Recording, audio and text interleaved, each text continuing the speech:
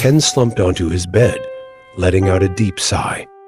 It had been a long day at university, and all he wanted was to scroll through his phone before knocking out.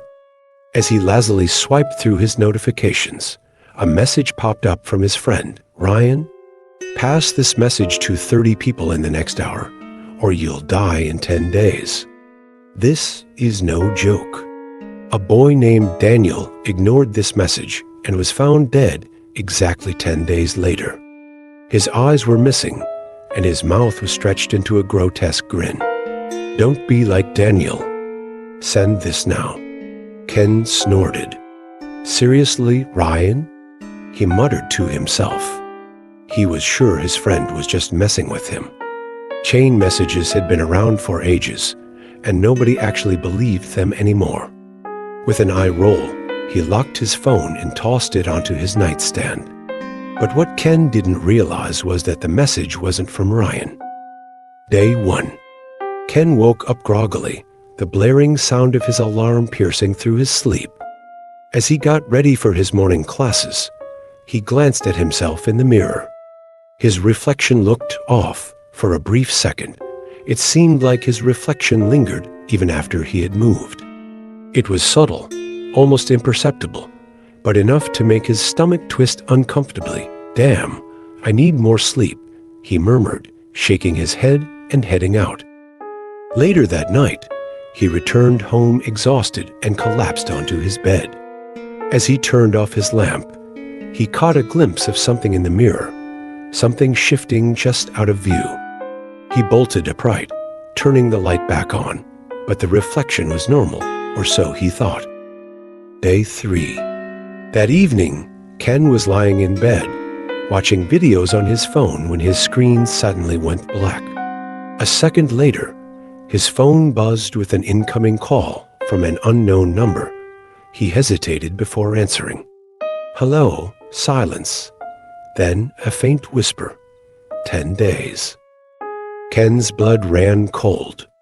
He immediately hung up and blocked the number. His fingers were trembling slightly, but he reassured himself that it was just a prank. Maybe Ryan was taking the joke too far. Yeah, that had to be it. Right? As he tried to sleep that night, his phone screen lit up again. The same unknown number was calling. He ignored it, but the voicemail notification popped up seconds later. Against his better judgment, he played it, a static-filled silence. Then the same whisper, drawn out, almost mocking. 10 days. Day 5. By now, Ken had started to feel like he was being watched. He dismissed it as paranoia, but that night, as he was brushing his teeth, he heard footsteps in the hallway outside his room. Heavy, slow, deliberate. He froze, gripping his toothbrush tightly. His parents were out for the weekend, and his sister was staying over at a friend's place. He was alone. The footsteps stopped just outside his door. Ken swallowed hard, his pulse hammering in his ears. Gathering his courage, he yanked open the door. Nothing. The hallway was empty. But as he turned to go back inside, he noticed something chilling, a single wet footprint on the floor. He checked every room in the house, every lock, every window. All secure. But when he returned to his room, he nearly screamed. The footprint was gone. Day 7. By now, the unease had settled deep in Ken's bones. He could no longer pretend this was just a prank. That night, he woke up to a putrid stench in his room, like something had died and had been left to rot for weeks. Gagging, he turned on the light, searching for the source, but nothing was there. His eyes darted to his mirror, and his breath caught in his throat. His reflection was grinning. Not just a normal smile. His mirrored self was stretched into an unnatural, ear-to-ear grin. His teeth jagged and yellow, his eyes hollow voids. Ken stumbled back, heart hammering. But the reflection didn't move with him. He just stood there, grinning. Then it stepped forward. The mirror cracked. That night, Ken slept with the lights on. He barely slept at all. Day 9. By now, Ken had barely slept. His body was on edge, and he felt like something was always lurking just out of sight. Every shadow seemed too dark, every noise too sharp. His phone buzzed, a new message, unknown. You should have sent it. Ken's breath hitched. His fingers trembled as he typed back, Ken, who the hell are you? 3 dots appeared as the sender typed. Unknown. You have 1 day left. Ken felt the blood drain from his face. He tried deleting the message. His phone glitched, the screen flashing static before turning itself off that night. He heard whispers in his room. Faint, unintelligible murmurs, growing louder as the night went on. At one point, he swore something brushed against his arm. Day 10.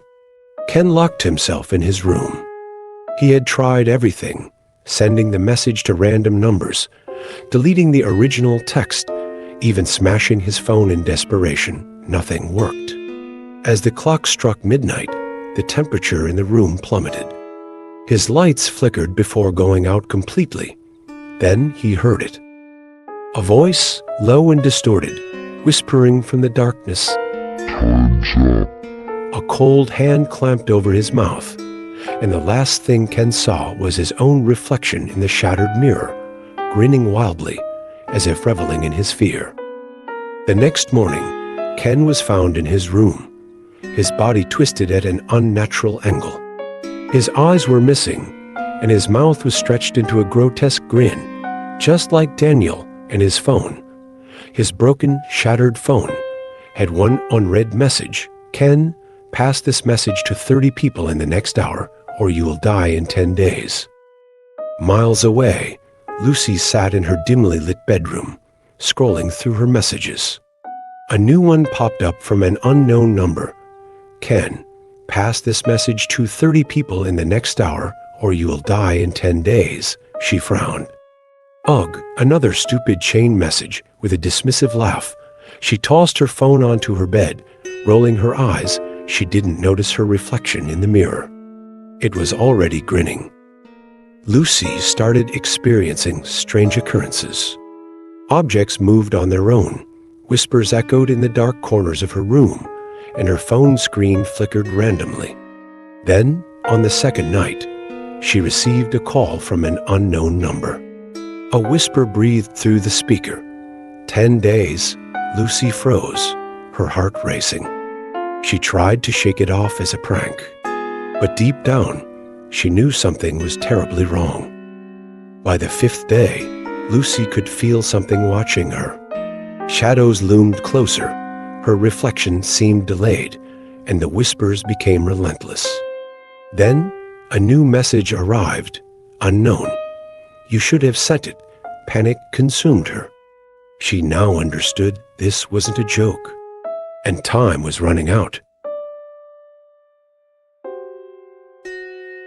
Thank you for tuning in. Please leave a like and subscribe. I will see you again next week.